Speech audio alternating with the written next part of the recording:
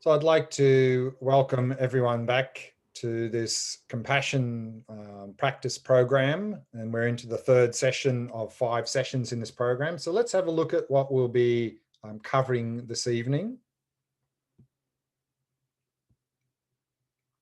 So this third session is titled Empathetic Joy and Equanimity.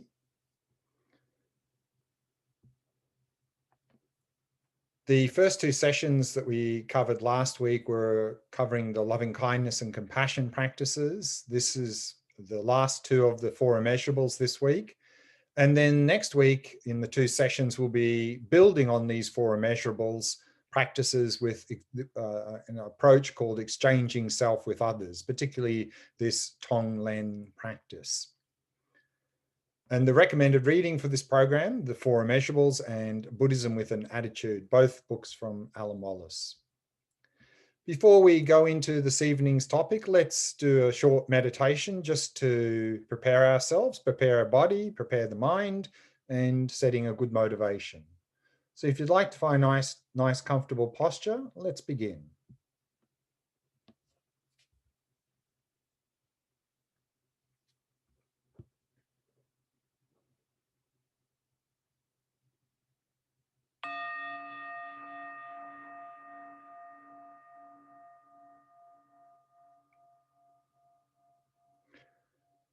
As an act of loving kindness for yourself, allow your awareness to descend into the body,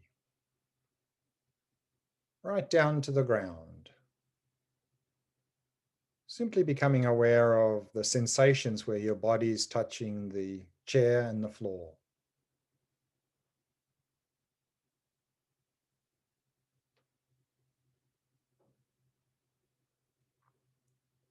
And then allow your awareness to rise up and fill the entire space of your body.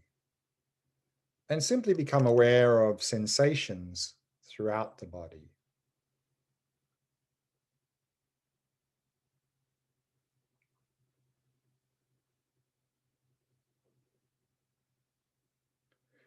And if you notice any areas of tightness or tension in any part of the body, then use the out breath to relax and release that tightness or tension.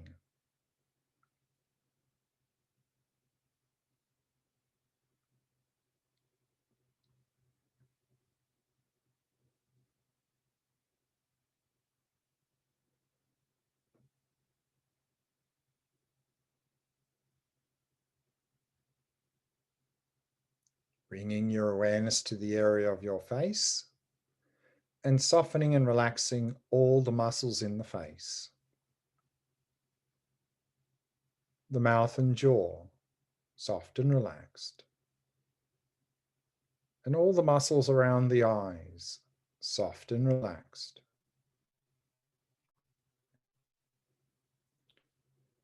And in this way, allowing the entire body to become completely relaxed, completely at ease.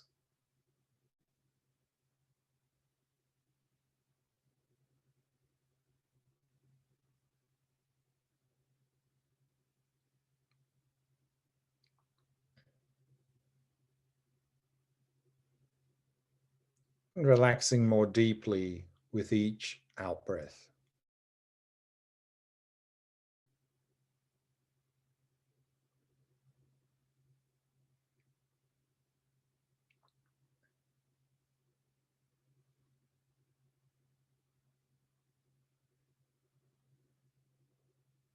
Allowing the breathing to settle into its natural rhythm.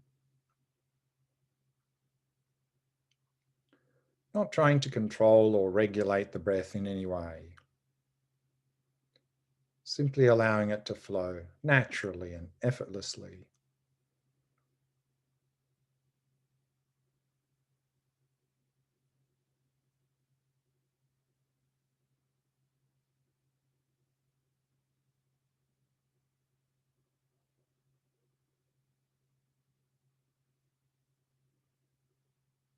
And with each out breath, letting go of any thoughts that may have arisen, happily releasing them.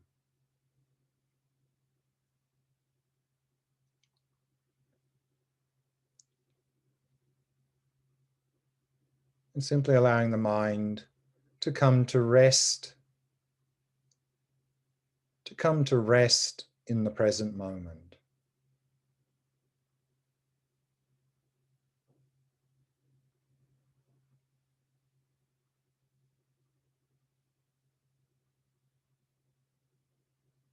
Resting in that stillness.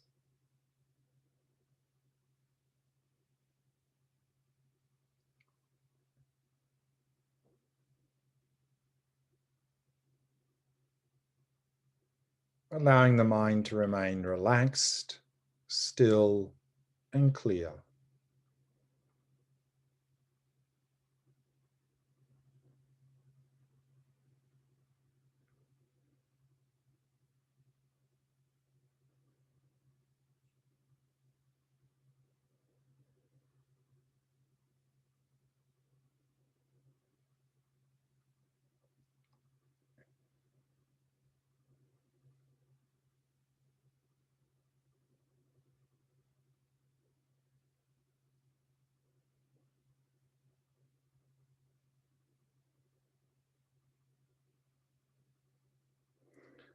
And then setting a positive motivation for attending this session this evening.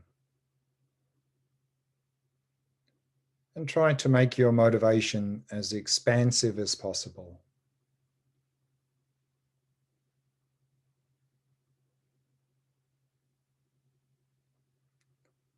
And trying to include others in your motivation as well.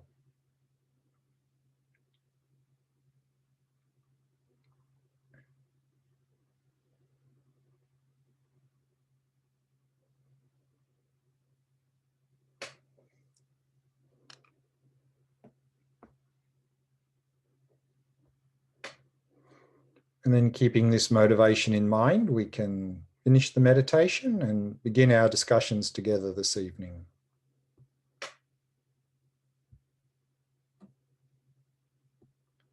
Let's have a look at what we'll be covering in this session. First, we'll begin with a short review of some of the main points from the earlier two sessions in this program. Then we'll have a look at what is commonly referred to as compassion burnout, and actually come to see it's not technically compassion burnout. And we'll look at that after the review. Then we'll introduce the first of the two topics this evening, that is empathetic joy. And we'll do a guided meditation on cultivating empathetic joy, following which some tips for the practice, the compassion practice. And then we'll look at the second of the two topics, that of equanimity. We'll do a guided meditation on cultivating this equanimity. Then there'll be time for some question answer, and we'll finish with dedication. Let's begin with the review. We can talk about two main wings of practice, of prajna upaya in Sanskrit, and often these are simply referred to as the two wings of wisdom and compassion. And we saw there earlier that in the Theravada Buddhist traditions at the foundation level, the wisdom wing are cultivating these three insights called the three marks of existence. The compassion wing are cultivating these four qualities called the four immeasurables, which we're looking at as the main topic for this program here. And in the Mahayana Buddhist traditions, then we build on both of those. In terms of the wisdom wing, we're building on the three marks of existence with this wisdom of emptiness. And we're building on these four immeasurables with this aspiration of bodhicitta. And we'll be looking at that in the fourth and fifth session next week. So even though this is a compassion program and we're focusing on the compassion practice here, it's important to understand that that we are to practice these two wings together, that if we only practice one of those two areas, we're going to potentially run into difficulties. And we see this quite often with people who come into a spiritual path, that particularly in a Buddhist spiritual path, there's a lot of emphasis on the wisdom or vipassana practice. So we often find a lot of people putting a lot of effort into vipassana practice, but somehow they tend to neglect the compassion wing of practice. And that means really they're not very grounded. And then often what can happen is we can become very self-absorbed. We can become very disconnected from others. We can even become insensitive to others' sufferings, and in very extreme cases, become completely unethical, thinking that now because we're some high level of Vipassana meditator, everything I do is with wisdom, so I can do whatever I want. But equally well, we find sometimes people gravitate to the compassion wing, people who tend to be more naturally compassionate, kind and compassionate, put a lot of effort into this, but often neglect the wisdom side of the practice. Then they're often not in touch with reality. And then what can often happen is that their compassion can become very biased. I'll help these people because they're nice people, they deserve my help, but these other people over here, these horrible, nasty people, I'm not going to help them. In fact, I hope they suffer. They deserve to suffer because they're horrible, nasty people. So we can become very biased in our compassion practice. And then even with the best motivation in the world, we can often end up doing things that not only don't help others, but actually create more suffering. So we can end up doing unskillful actions through this lack of wisdom of knowing how to help. And then also we can, and we see this often with people who really have a lot of compassion and who want to go out and fix and heal the world. We see this often in aid workers and social workers, full of enthusiasm, full of compassion, go out and try to make a difference in the world. And then often within 3 to 6 months suffer what's often called compassion burnout. And this is a classic example of compassion lacking wisdom. And the wisdom here is the wisdom of knowing what we can do to help, what we can't do to help, and the wisdom of knowing when to rest and to look after ourselves. And we'll look at this topic of compassion burnout shortly to see what that actually technically that's not correct to call this burnout compassion burnout. And then one other case that probably all of us have experienced on many occasions in our life, we try to help others and then they take advantage of us. And then we suffer and we think, oh, this compassion doesn't work, and we give up. Compassion always works. What's not working in this case is a lack of wisdom. Because if we allow people to take advantage of us when we try to help them, then in some ways we're encouraging them to behave badly, and that's not compassion. So the compassionate thing to do is to not tolerate that negative behavior from others. So if we simply add wisdom, then we won't get taken advantage of. So therefore, the importance of practicing both wings, the two main wings of practice, even though here in this program, we are only focusing really on the compassion wing of the practice. And so then in the first 3 sessions, we're really focusing on these 4 immeasurables of loving kindness, compassion, and in today's session, empathetic joy and equanimity. And then the last 2 sessions next week, we'll be focusing on this exchanging self with others, particularly this Tonglen practice, where we build on these 4 immeasurables as a approach to going towards cultivating this bodhicitta. And then in session 1 and 2, we also looked at how to deal with attachment and deal with anger. And the last session next week, we'll be also looking at how to integrate this compassion training into daily life. And we had, for the first 2 sessions, this quote from Shantideva: those desiring to escape from suffering hasten right toward their own misery. And with the very desire for happiness, out of delusion, they destroy their own well-being as if it were our enemy. And it's true, most of us already have a desire for happiness and a desire to be free of suffering, but they're often misdirected. And as Shantideva says, then not only don't we manage to liberate from suffering, we hasten right toward our own misery. And even though we desire happiness, we tend to destroy our own well-being as if it were our enemy. So therefore, if we really want to cultivate loving kindness and compassion, we need to know what is suffering, what are the causes of suffering, how to eliminate those causes, and what is happiness, what are the causes of happiness, and how to cultivate those causes. And when we saw that in loving kindness is defined as the wish or aspiration for ourselves and others to have happiness and its causes. Therefore, if we want to cultivate this loving kindness towards ourselves and others, we need to know those 3 things. What is happiness? What are the causes of happiness? And how do we cultivate those causes? And there we saw that we can talk about 2 types of happiness: temporal happiness, or in other words, our pleasurable experiences, or genuine happiness, a state of inner well-being. And it's when we're cultivating loving kindness that we're mainly focusing on that state of inner well-being, genuine happiness. How do we achieve that? What are the causes of genuine happiness? And we saw there that in all Buddhist traditions, we can talk about the three higher trainings, the three main causes for genuine happiness, and that is ethics, concentration, and wisdom. So therefore, on the basis of an ethical lifestyle, avoiding harm to others, we engage in the concentration or shamatha practice to develop single point of concentration. On that basis, we engage in the wisdom or vipassana practice to gain an insight into the nature of reality, and thereby overcome all of our mental afflictions and suffering and achieve that state of genuine happiness or inner well-being. And similarly with compassion, we saw that like loving kindness, it's not an emotion, it's an aspiration or it's a wish. Aspiration or wish for ourselves and others to be free of suffering and its causes. And so therefore, again, if we want to cultivate compassion for ourselves and others, we need to know what is suffering, what are the causes of suffering, how do we eliminate those causes? If we don't know those three things, then compassion is just words with no meaning. And here we saw that when we talk about suffering, we're talking more, much broader than simply unpleasant, painful experiences.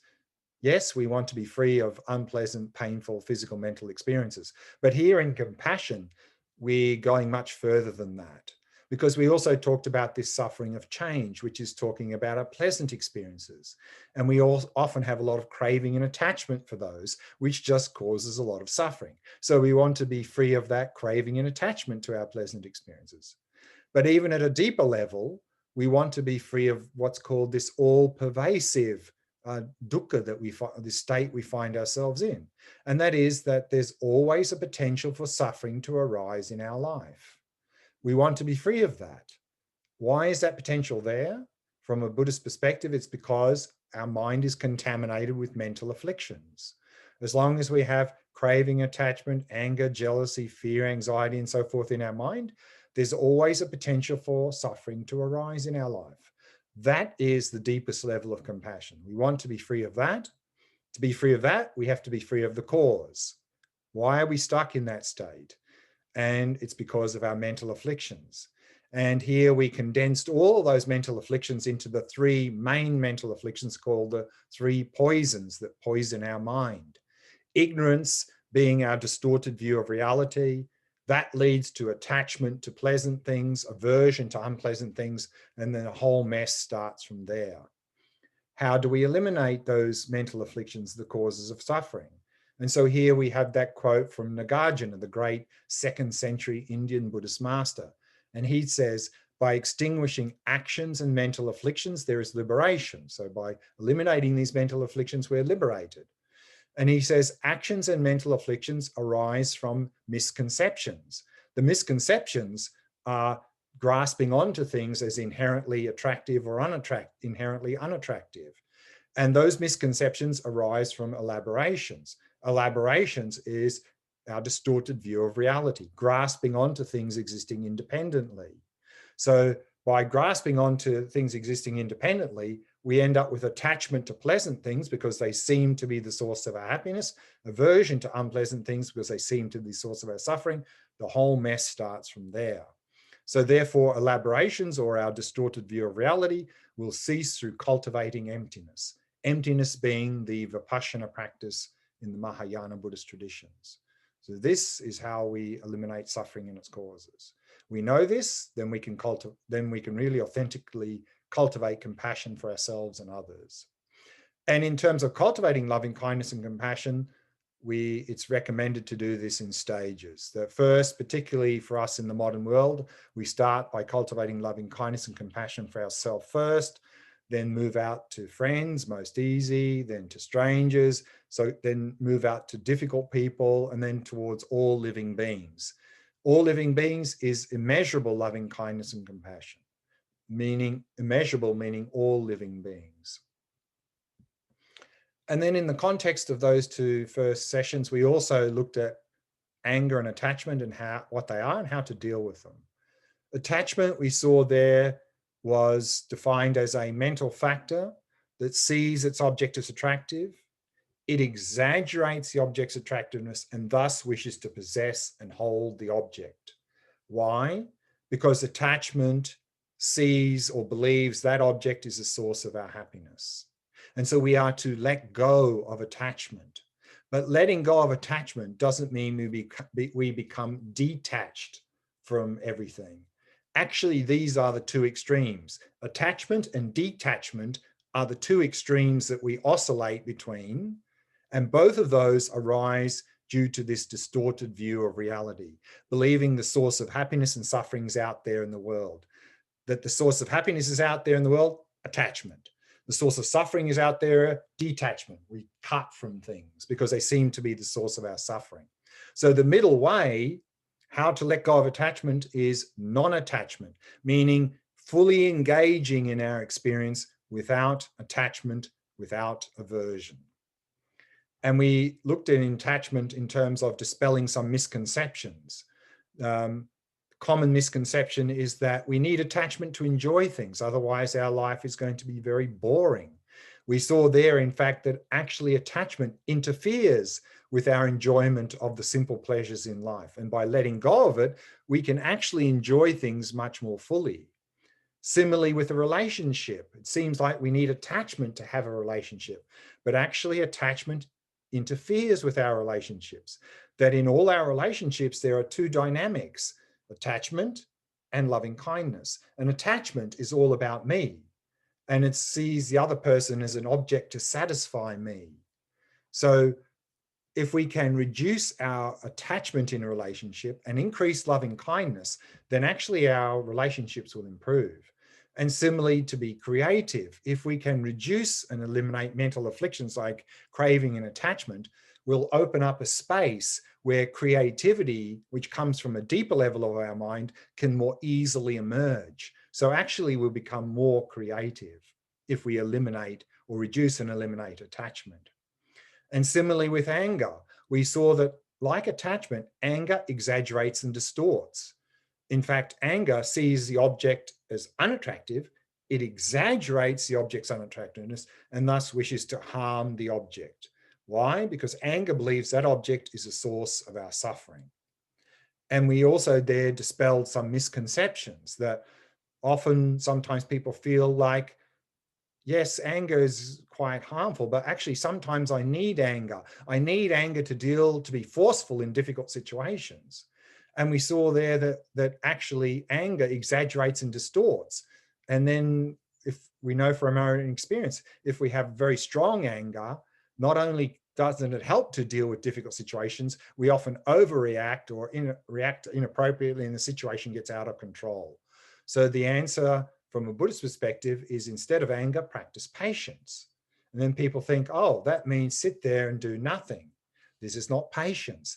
Patience is an undisturbed mind in the face of a difficult situation.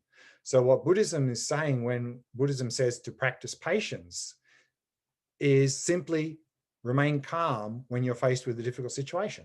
Then you can better and more clearly, accurately evaluate what the situation is and better chance of responding in a better way. But sometimes we might need to be forceful in our response. How can we do that? With compassion.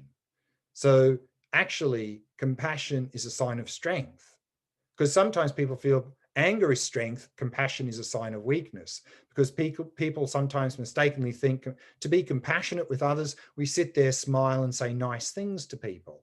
This is not compassion. The compassion is the wish for them to be free of suffering and its causes, which means if they're behaving badly, the compassionate thing to do is not allow that negative behavior. And if necessary, use physical force to restrain that person. And we saw here this idea of cognitive fusion, that why we tend to get angry with others who behave badly is we do the cognitive fusion. Also, why we tend to suffer a lot of low self-esteem and self-hatred in the modern world, cognitive fusion. And that's where we're wrongly identifying person with behavior.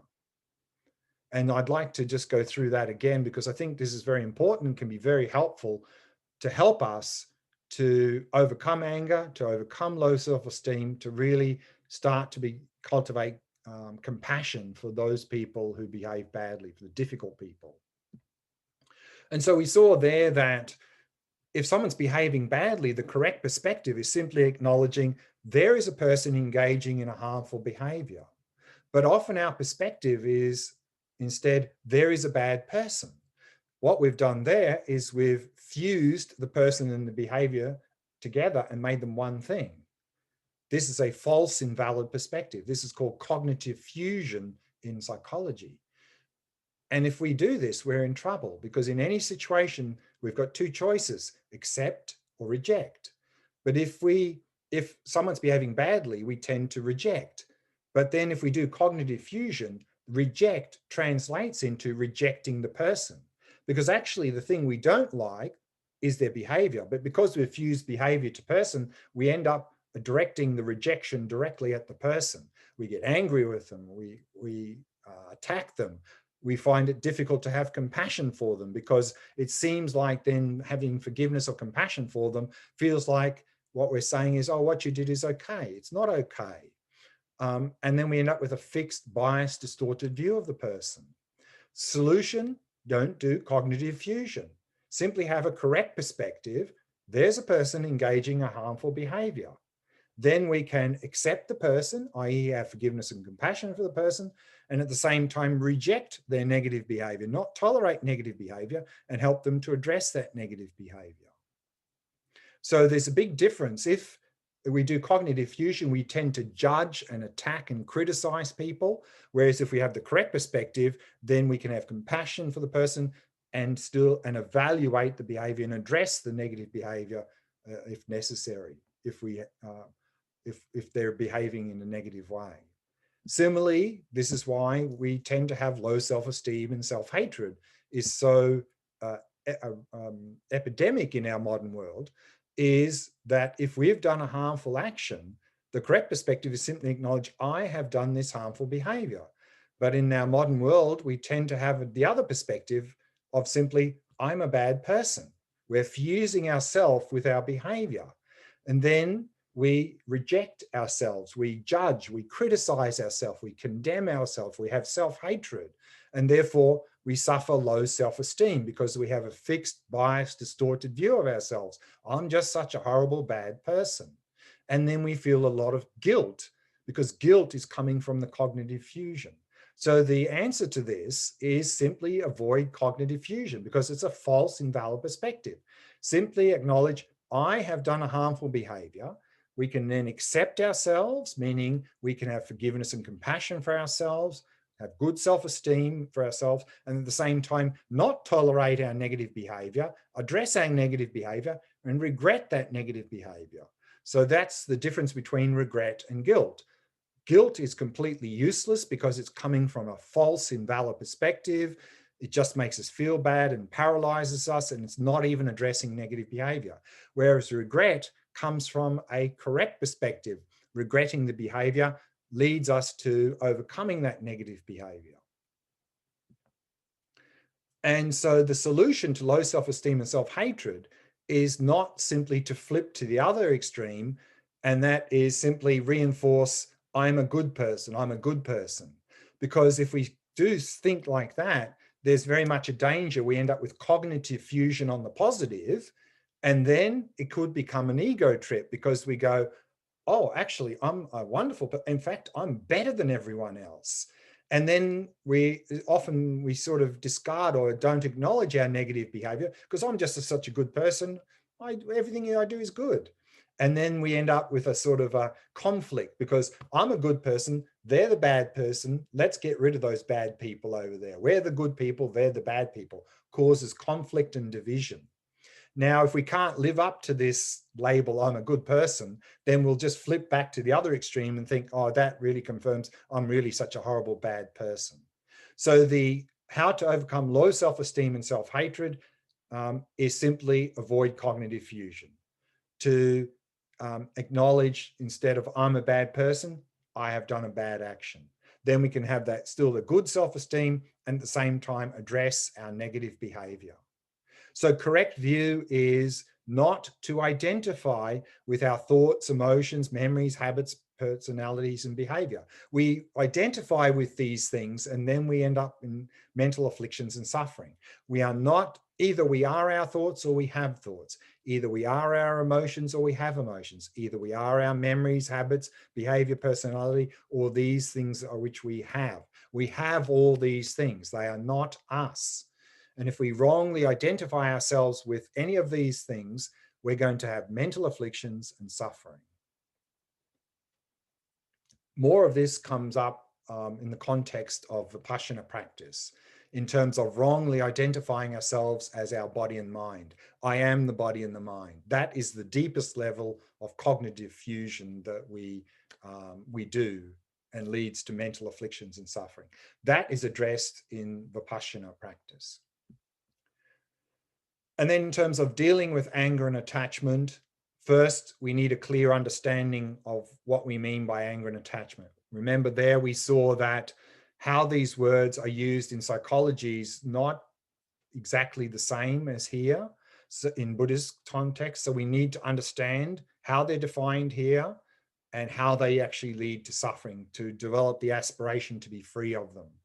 And then the next step is to cultivate this view of genuine happiness, which comes in the preliminary practices within Buddhism, particularly to come to see the preliminary practice, to come to see that there's no genuine happiness to be found out there in the world.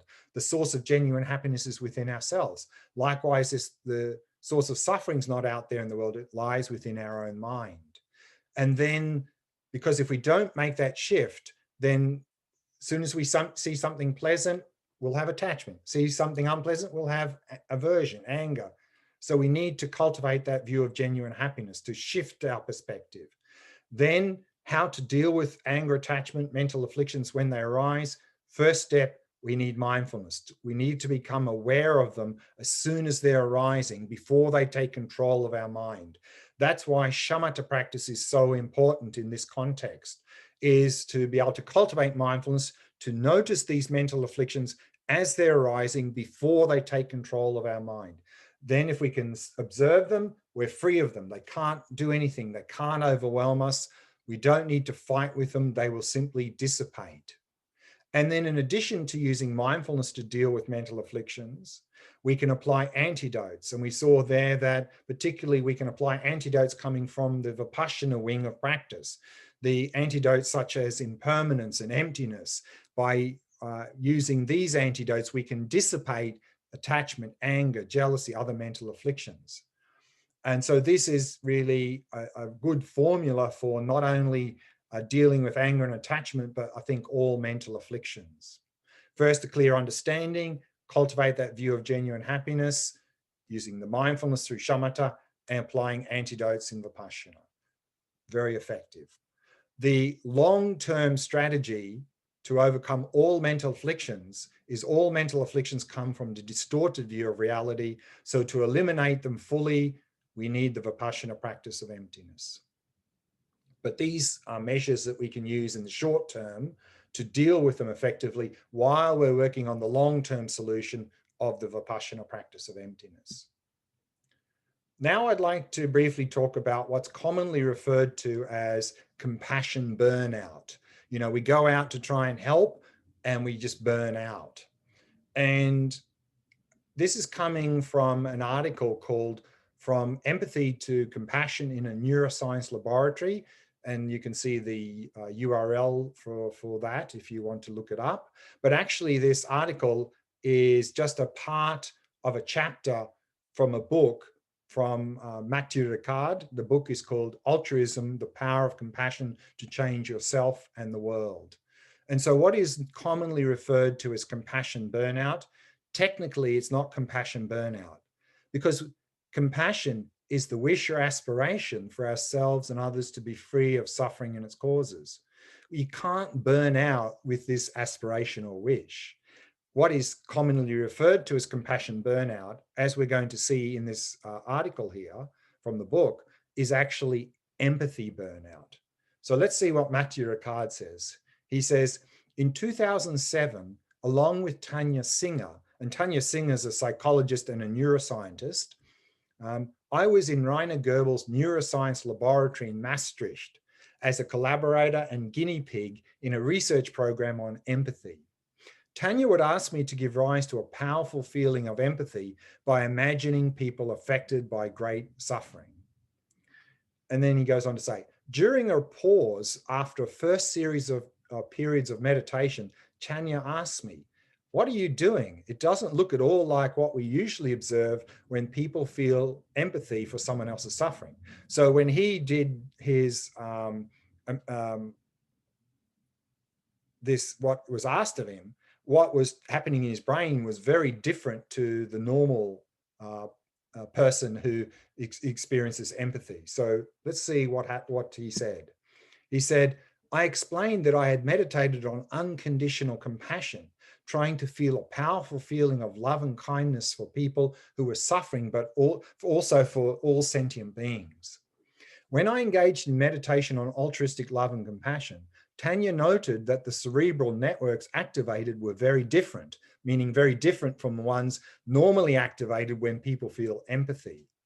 He says, in particular, the network linked to negative emotions and distress was not activated during meditation on compassion, while cerebral areas traditionally associated with positive emotions, with the feeling of affiliation and maternal love, for instance, were. So we arrived at the idea that burnout was in fact a kind of empathy fatigue and not compassion fatigue. And then he goes on to say the following. These three dimensions, love of the other, empathy, which is resonance with others' suffering, and compassion are naturally linked.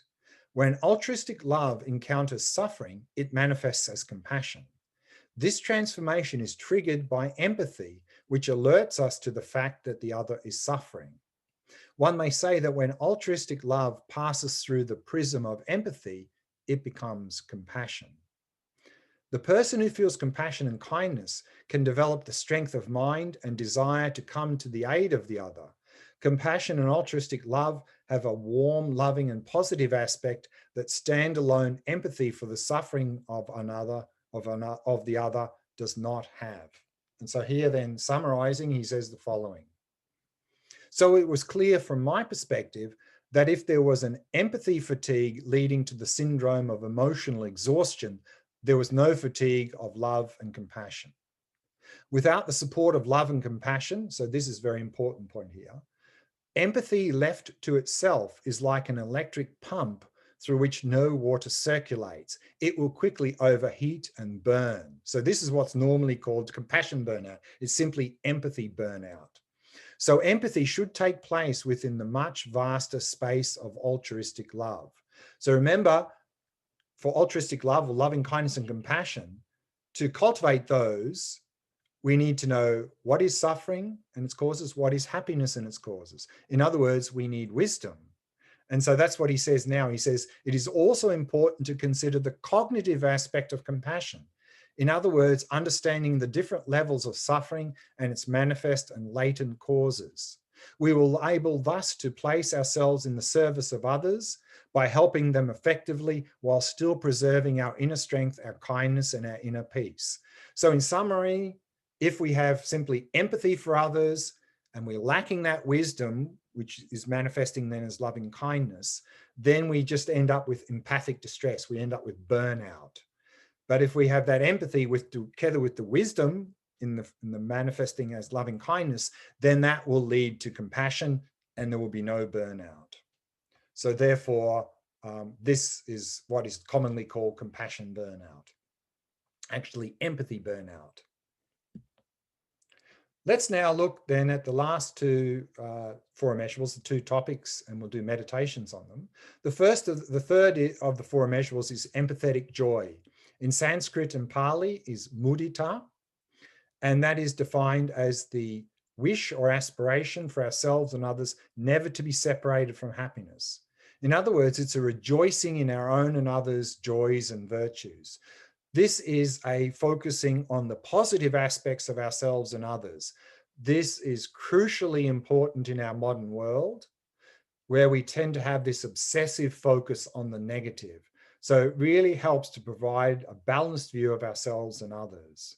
And here's a quote I like from a modern day philosopher, William James, who says, "For the moment, what we attend to is reality. And what we attend to in the modern world is all the negative stuff in ourselves and others, and generally with cognitive fusion. So that's why we end up with such a distorted, biased, negative view of ourselves and others, low self-esteem, and so forth. So therefore, empathetic joy helps to address that balance, to focus on the positive aspects of ourselves and others. But also, as we saw just earlier, not to do that with cognitive fusion, meaning if someone else is engaging in some positive behavior, not to praise the person, but to praise their behavior. Because if we praise the person and say, you're just such a wonderful, great person, it could become just an ego trip. Rather to praise behavior. You did a great action, and that would make them feel good about themselves, and at the same time inspire them to continue to engage in that good behavior. But even if you were to say you did a great thing or great action, maybe because they are so caught up in cognitive fusion, even though you said you did a great thing, maybe what they heard or interpreted is, oh, I'm actually a great person. So to even go further than that, to help them avoid the cognitive fusion, even instead of saying you did a great thing, just say that was a great thing that was done. Leave out the you. Less chance they'll do cognitive fusion, more chance they'll just focus on the action. Similarly for ourselves, if we do a good action, we must praise the behavior. Don't praise yourself. Don't say I'm a wonderful person. Just it'll be an ego trip. Just say that's a wonderful thing to do. I'm going to continue to do that.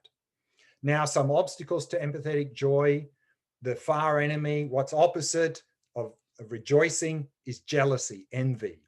And like anger and attachment, we can deal with that in the same way in terms of mindfulness, view of genuine happiness, and applying antidotes. The near enemy is we're rejoicing in meaningless things. The antidote to that is loving kindness, which is focusing on genuine happiness and its causes. And we'll look at a little bit more about that after the meditation. But that's what I'd like to do now, a meditation, cultivating this empathetic joy, focusing on the positive aspects of ourselves and others. Find a nice, comfortable posture. Let's do that practice.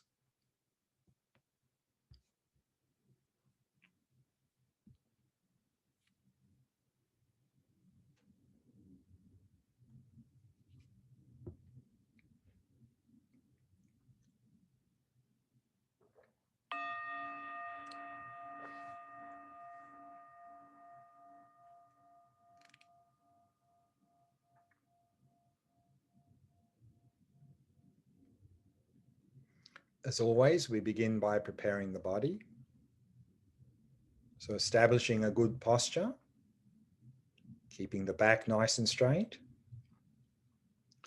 and at the same time allow the entire body to become completely relaxed, completely at ease.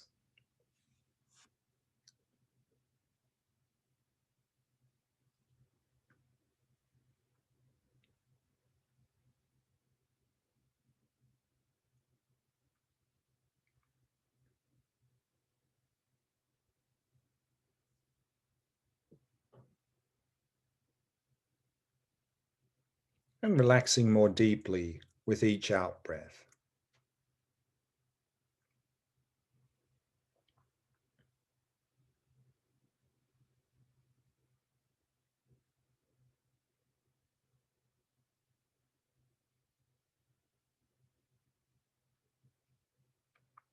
Allowing the breathing to flow naturally and effortlessly.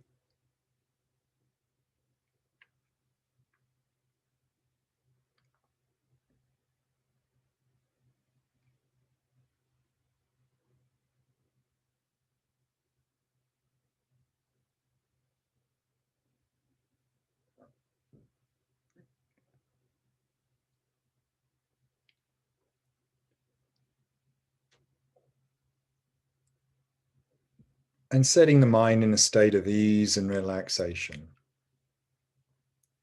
Simply allowing it to come to rest in the present moment.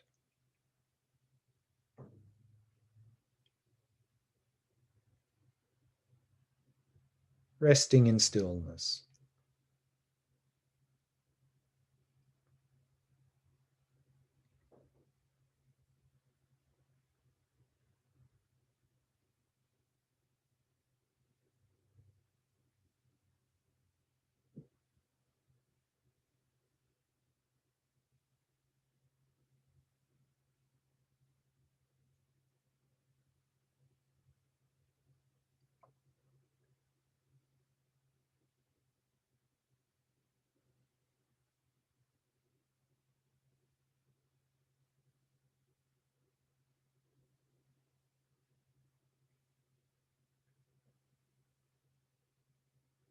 Empathetic joy is focusing on the positive aspects of ourselves and others.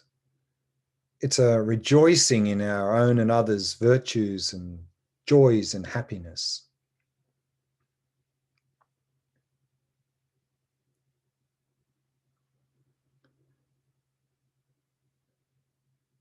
So, first bring to mind a person who you know well, who radiates joy and well being.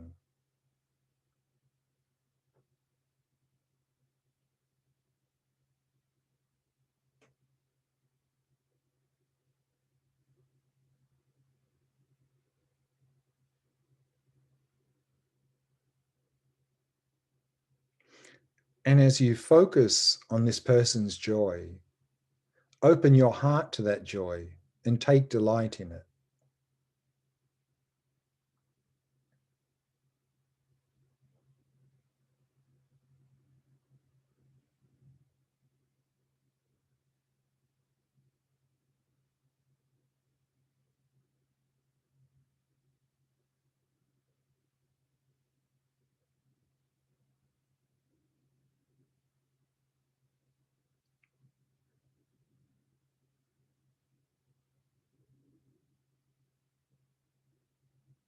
And next, bring to mind someone for whom something wonderful has happened recently.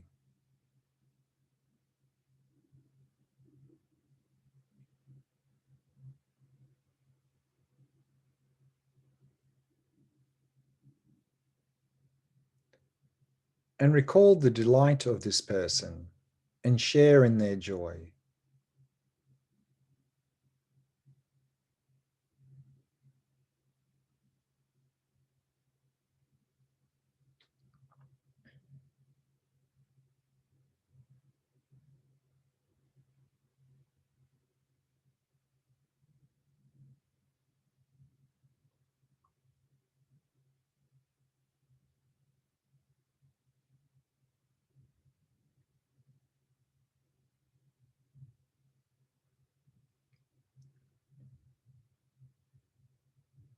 And then next, bring to mind someone who inspires you with their virtues.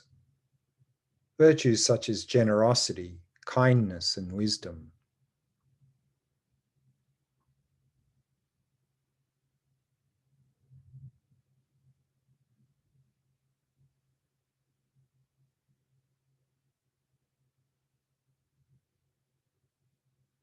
And rejoice in their virtues, and for all those who are recipients of this virtue.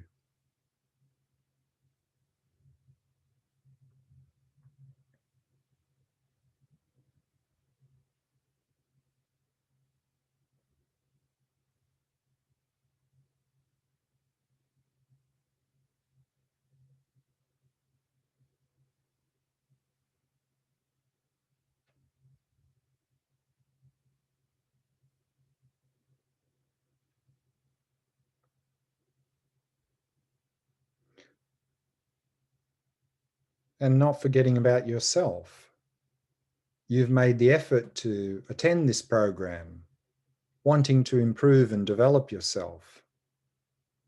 So take joy in this.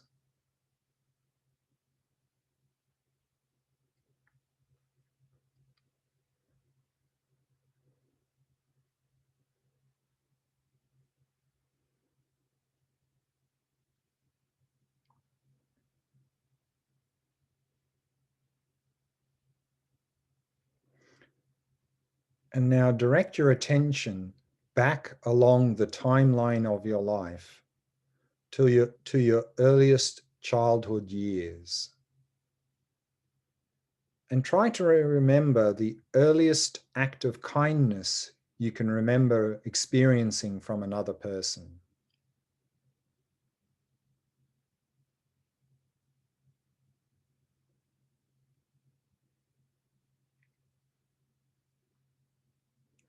And take delight in this person's kindness.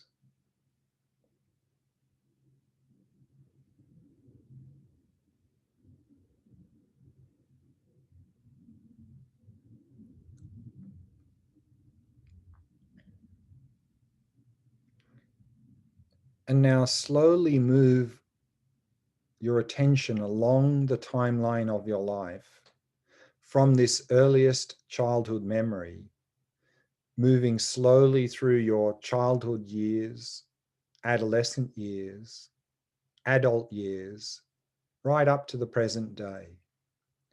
And recall all the people who were kind to you, helped you, and supported you in your life.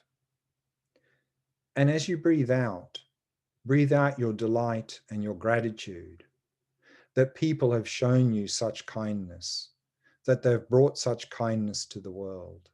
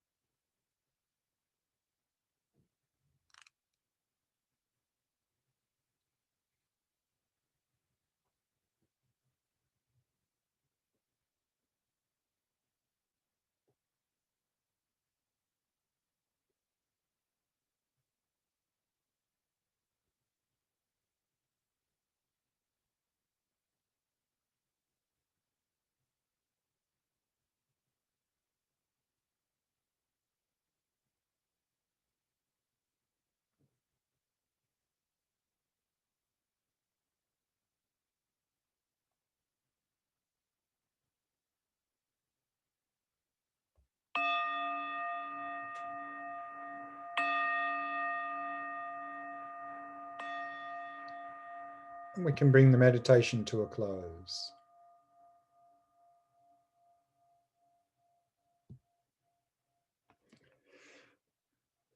Some tips for the practice.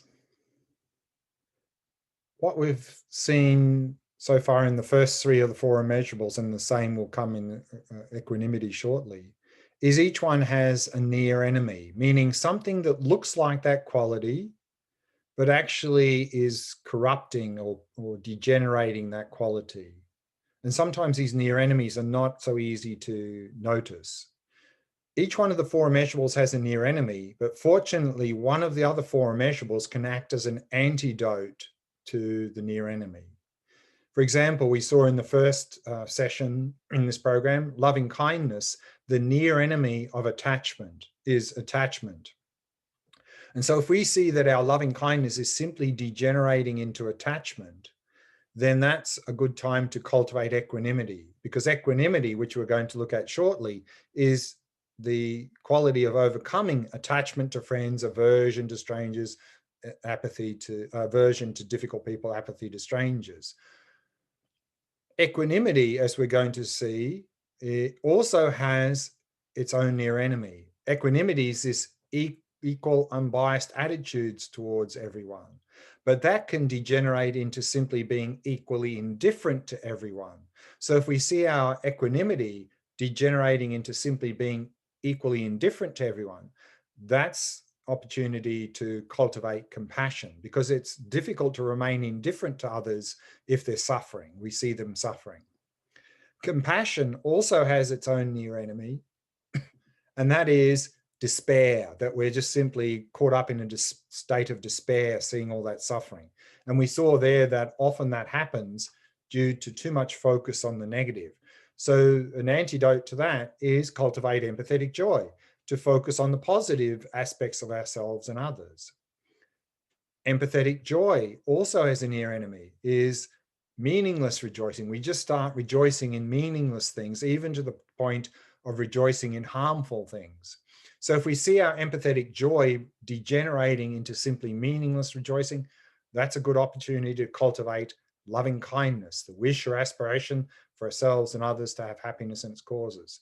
Meaning that if we cultivate these four immeasurables as a whole, have an integrated approach, cultivating all four of the four immeasurables, then we'll most likely be able to overcome all of these near enemies simply through the cultivation of the four immeasurables. Also, in general, for practice, we talk about two supports for practice, for wisdom and for compassion, for other practices. And in Buddhism, they're often called purification and accumulation. Purification is about reducing negative habits, accumulation, increasing positive habits. And we can do that through the four opponent powers and rejoicing and resolve. So let's have a look at these four opponent powers. So how to reduce negative habits is, if we notice we've done something negative, regret. Remember, don't do the guilt. Guilt is coming from cognitive fusion. Simply acknowledge, I've done a harmful thing, regret the behavior. That will start to overcome that negative habit, negative imprint. Second power is reliance, or sometimes called foundation. This is the foundation, the direction of our life, positive direction of our life. If we've done something harmful, we've fallen down from our foundation. This second power is about picking ourselves back up, reaffirming our positive direction in our life. If you're following Mahayana Buddhism, this would be simply going for refuge and generating bodhicitta. That is our direction in life within the Mahayana Buddhist tradition.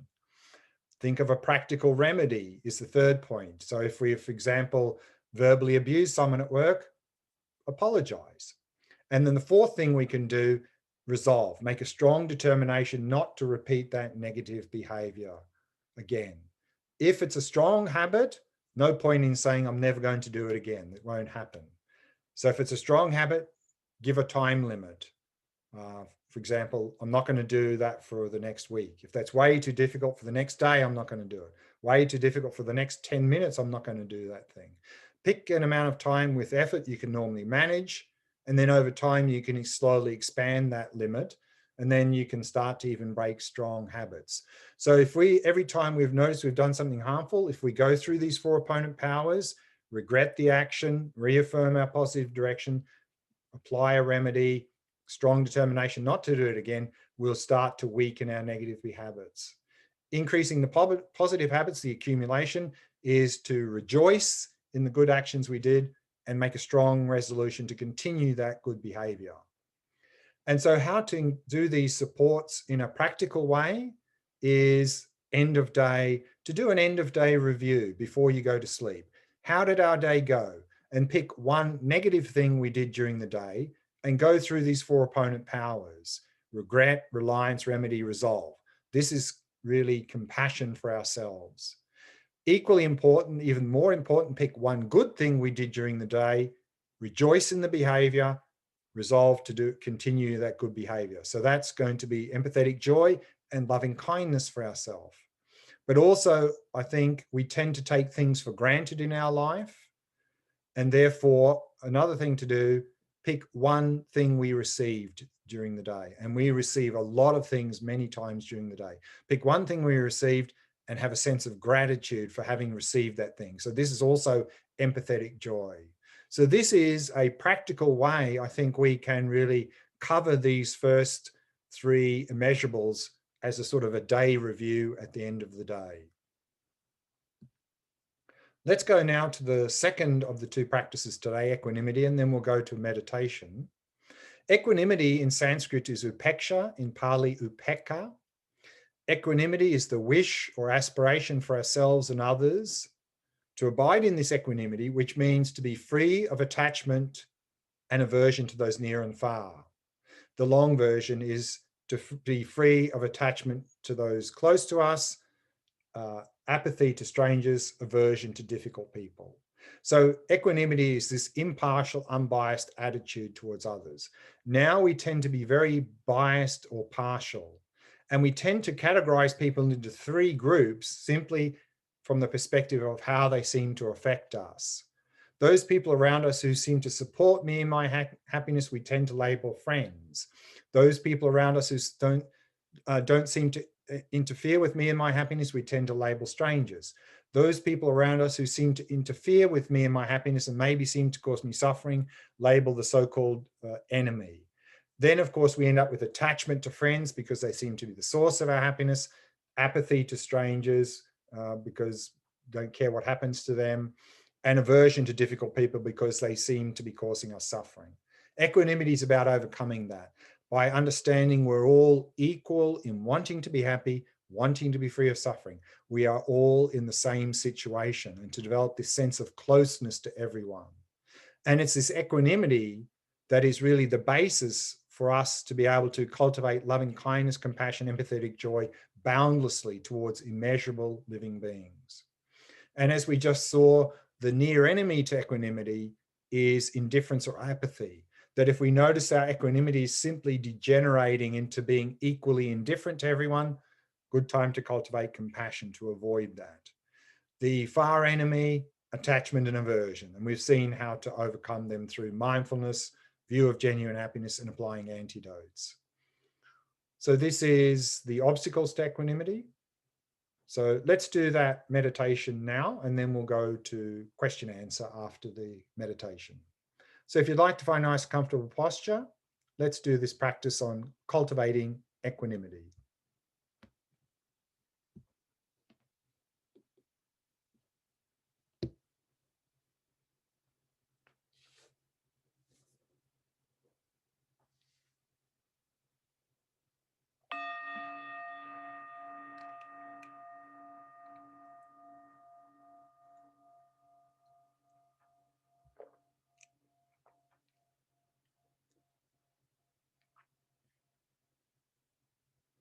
Setting the body into a state of relaxation, stillness, and vigilance.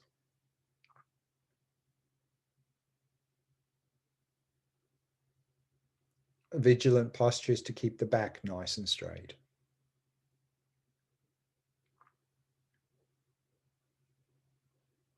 And at the same time, allowing the entire body to become completely relaxed.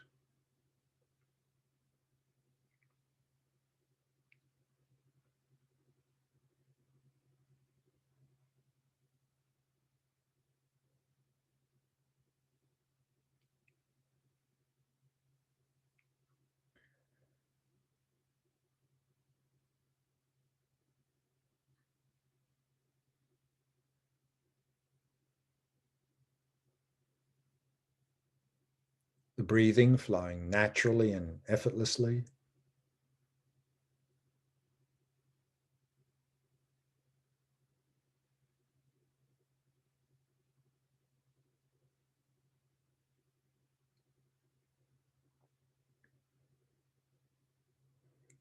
And releasing all activities of the mind. And simply allowing the mind to come to rest in stillness, resting in the present moment.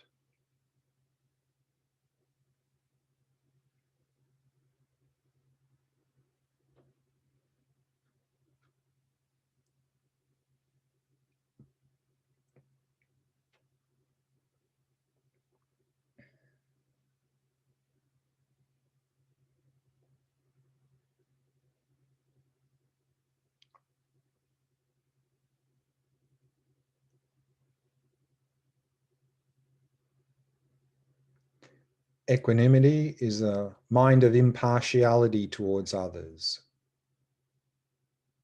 In other words, not having attachment to those close to us, not having aversion or hatred to difficult people, and not being apathetic or indifferent towards strangers.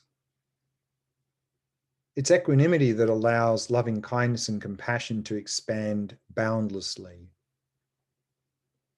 Normally, these qualities are mixed with attachment, but we grow beyond attachment as we realize that every living being is equally worthy of finding happiness and freedom from suffering.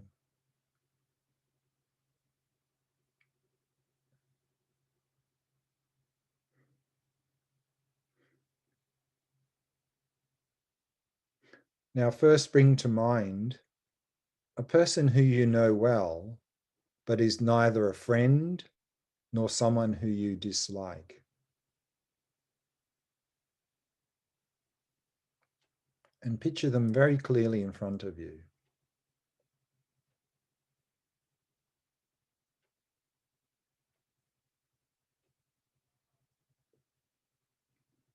This person is just like yourself in wanting to be happy and wanting to be free of suffering.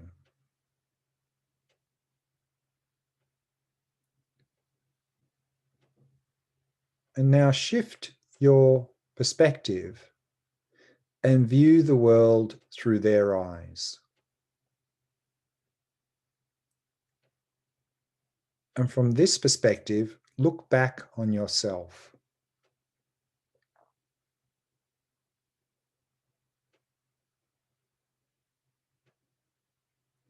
Their yearning for happiness and wish to be free of suffering is identical to your own.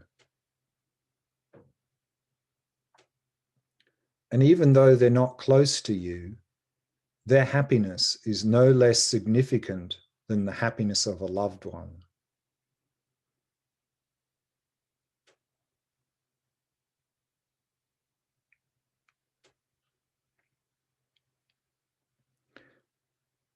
Next, bring to mind a person who you feel is crucial to your well-being, a person for whom you have both affection and attachment.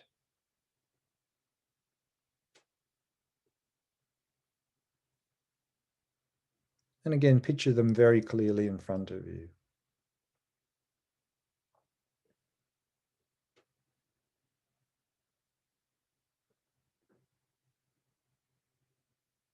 And again, shift your perspective and view the world through their eyes. Being that person from the inside.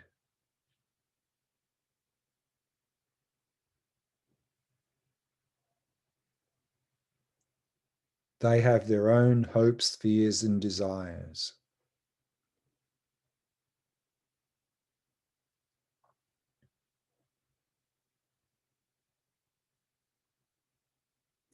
And now step back and again view this person from the outside.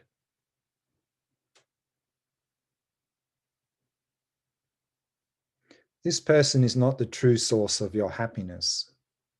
This can only come from within your own mind.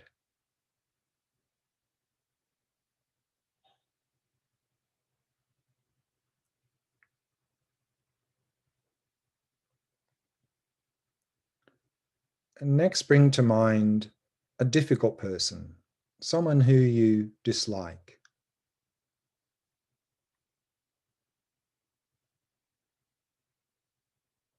Again, picture them very clearly in front of you.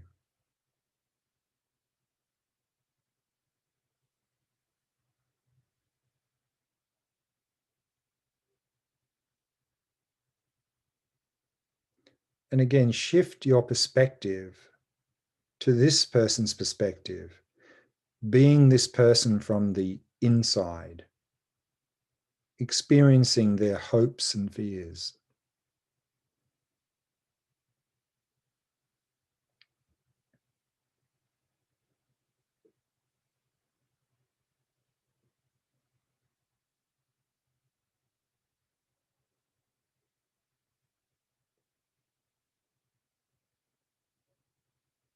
They're just like yourself in wanting to be happy and wanting to be free of suffering.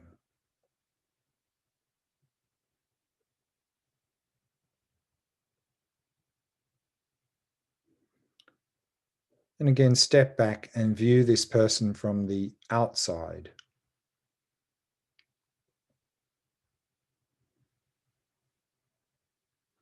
This person is not the true source of your distress or anxiety. This can only come from within your own mind.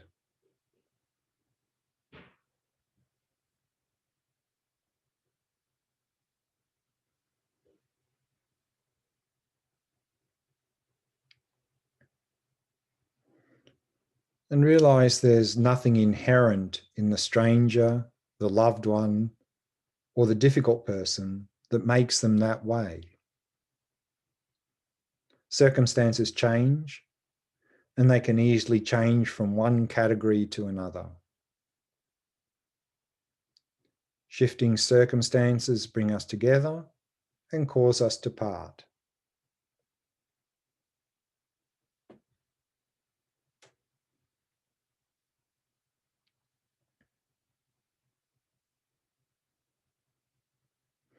And recognize that every person is fundamentally like yourself, wanting to be happy and wanting to be free of suffering.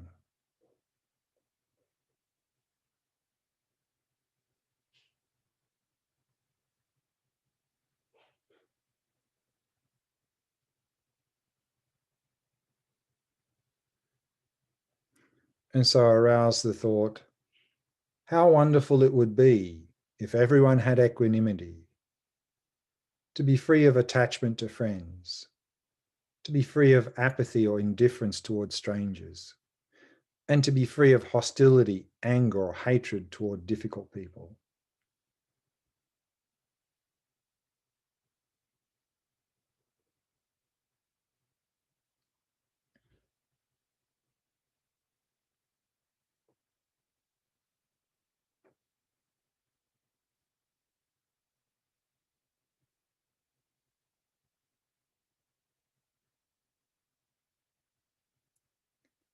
And then release all appearances and simply allow the mind to come to rest.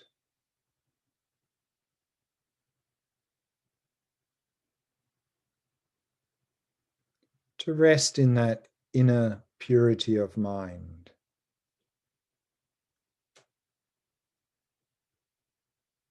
Which is in the nature of equanimity, impartiality.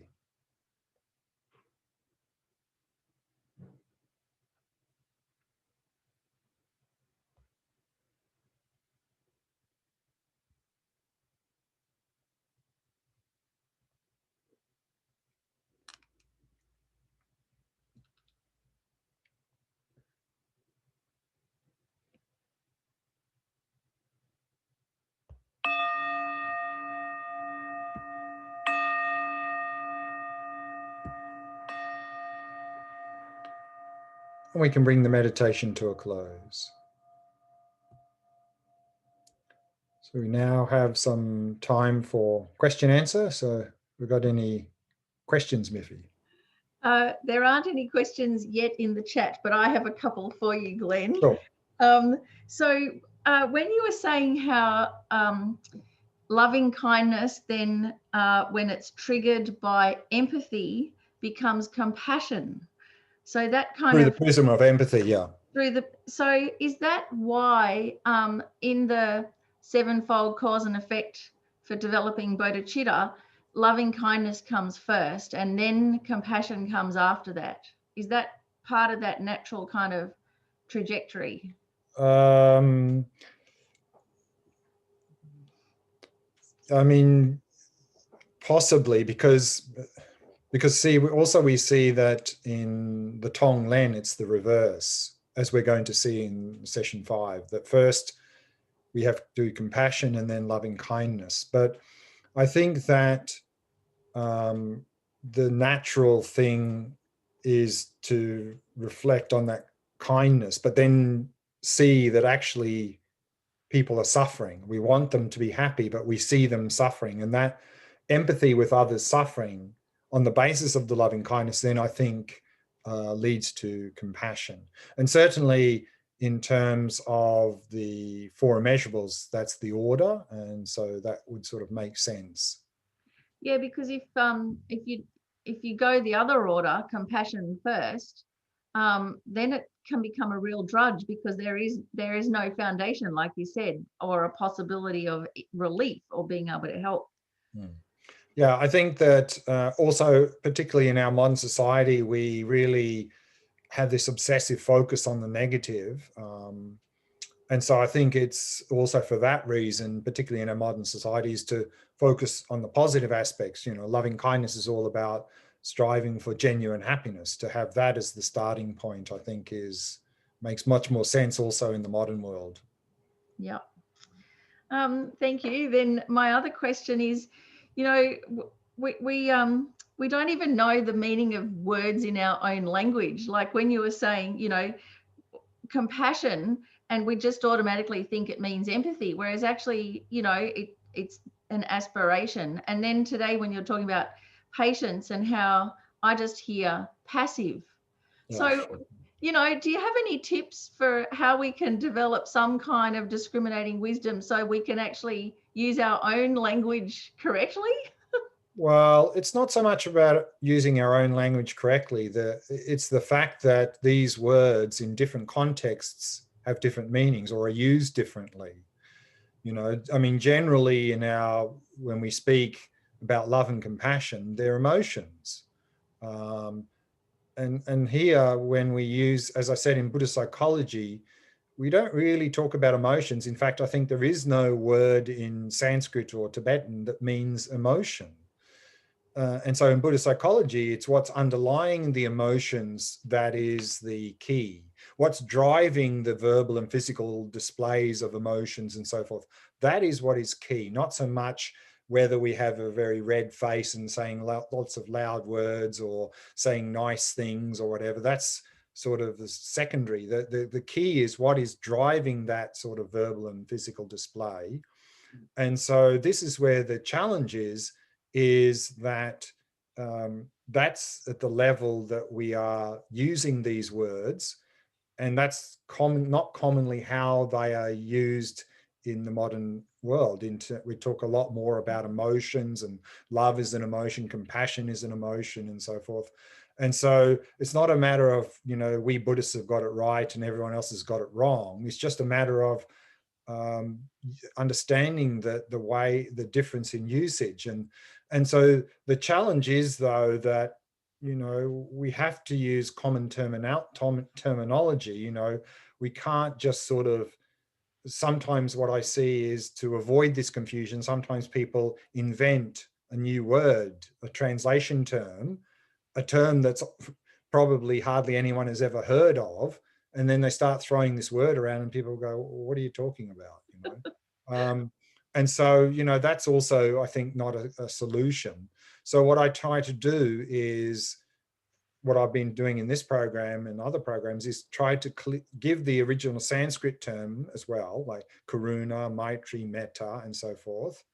And then to give a clear definition, you know, a wish or aspiration, and to highlight the fact that in psychology, these terms are not often used in the same way, because we saw with attachment, we saw that attachment in psychology, you know, we talk about attachment theory, where they say that we need to there are healthy forms of attachment that we need to actively cultivate. And an example that's often given is this strong bond between mother and child. That we need to cultivate that. And of course, Buddhism is not arguing about that. We need to have not only a strong bond between mother and child, we need to have a strong bond between everybody. So there's no argument there. It's just that is labeled attachment in psychology, where in Buddhism, that's not attachment. Of course, attachment could come into the bond between mother and child, and from a Buddhist perspective, and that would just create problems in that relationship between mother and child. And similarly with anger, as I quoted from that book by the psychologist, where he said, you know, you Buddhists have got it completely wrong. It's not about getting rid of anger. It's about having the right type of anger at the right time in the right amount. Otherwise, how could you deal with difficult situations like social injustice? So, you know, it was obvious to me how he was using the word anger was not the way it's being used in Buddhism. Yeah. And so this is the challenge. And I think a solution could be is if a Sanskrit term becomes more widely used, then just use a Sanskrit term. Like, I think certainly metta is something that is quite, you know, well known now, or even Maitri. And so if they become quite well known, the Sanskrit term, just use that term, then it becomes clear. Then there's no confusion about the term. But it's a difficult point, because we have to be able to communicate with other people. And so we have to use, you know, similar terminology, or so we're not sort of talking about the same thing. So it's a challenge that I think there's no easy solution to, apart from just clearly defining how we're using these terms. Okay. And then, so when you said, you know, there may not even be a word for the emotion within the Buddhist system. So where does fear sit in that? Is that an emotion or a result of an affliction? Or, because I mean, fear, it's so prevalent in our culture. So where does it fit into the scheme of things in Buddhist psychology? Well, I think that the sort of the generic, you know, what we saw in this module is that we can talk about many mental afflictions, but we can narrow it down to these three: of ignorance, which is the root, which is our distorted view of reality. And then from that, we end up with attachment and aversion. So attachment is the sort of pulling towards, and aversion is the pushing away. So fear would come in the category of aversion. So the aversion would cover mild irritation, frustration, fear, anxiety, hostility, anger, hatred, rage. I mean, these are all various flavors of wanting to be separated. So effectively, because of the distorted view of reality, that we see ourselves as independent of what we experience, then the pleasant things we experience, we want to be connected to that. So that's attachment.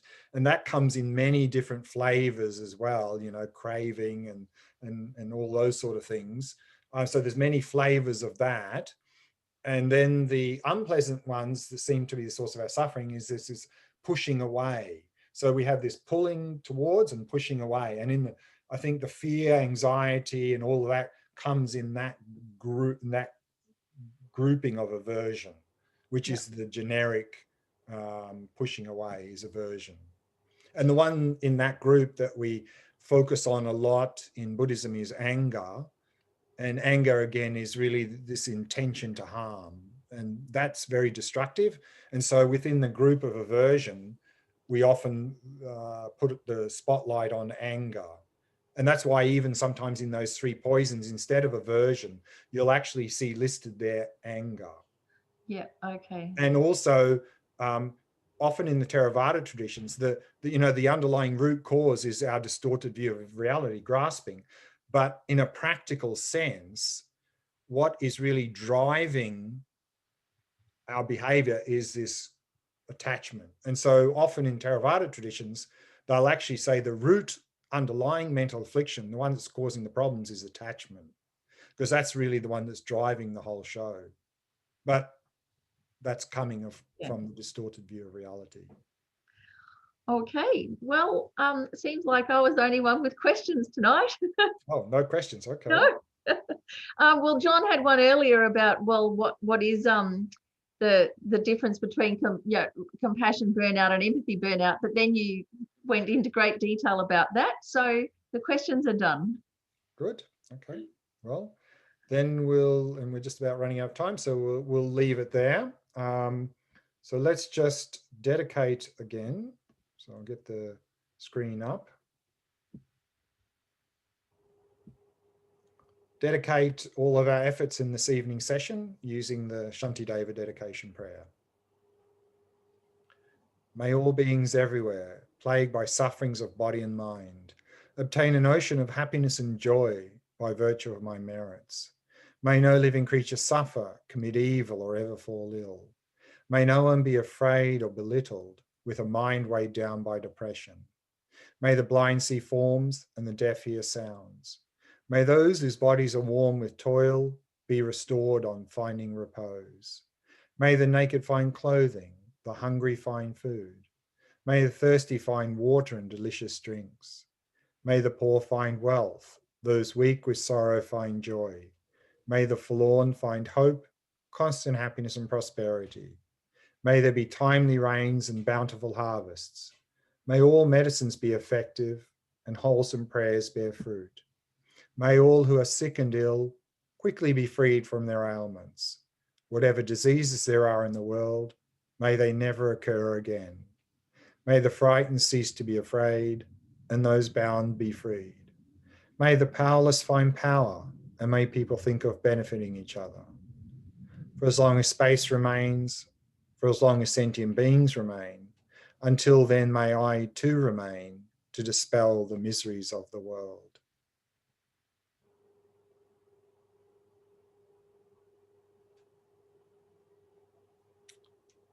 Thank you.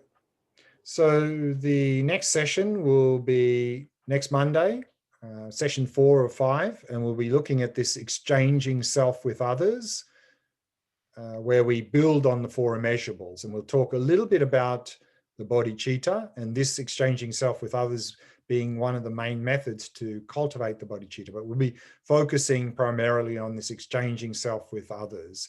And then on the Wednesday, the session 5 will be within that. We'll be looking at this Tong Len, giving and taking practice. So they're the 2 last sessions we'll have in this compassion practice program next week. Until then, stay safe, stay well, enjoy your weekend. See you next Monday.